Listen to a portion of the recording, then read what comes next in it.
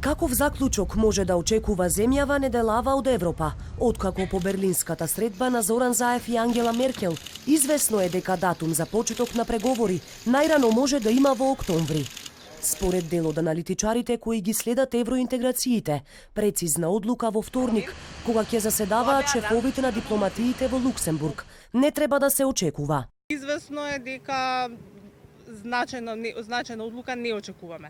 Најдоброто сценарио би било Советот да ја овласти комисијата да ја започне со работа на преговарачката рамка, меѓутоа тоа е во овој момент едно од по-оптимистичките опции кои што се уште не можеме да процениме дали би биле реалност. Главна дилема е и Албанија, која според извори на МИА ги подели европските земји за процесот на проширување.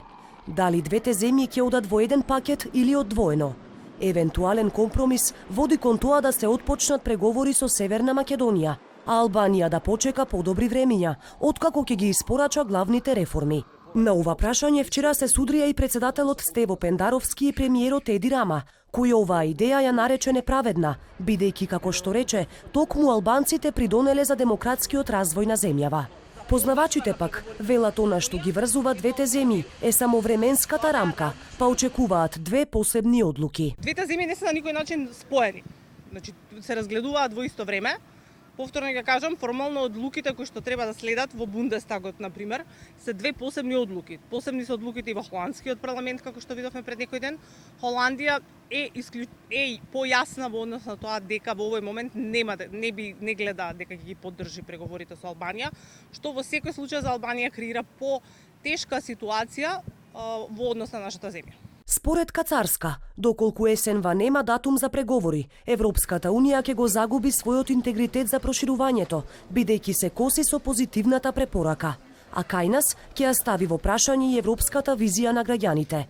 Премиерот Заев пак од Преспа порача дека очекува датум во октомври, а до крајот на годинава и почеток на преговорите. Тој тоа вчера им го кажа и на еврокомесарот за проширување Јоханес Хан, но и на председателот на Европскиот парламент на форум во Австрија.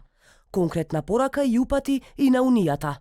Europe need to remain more sexable lady in the world.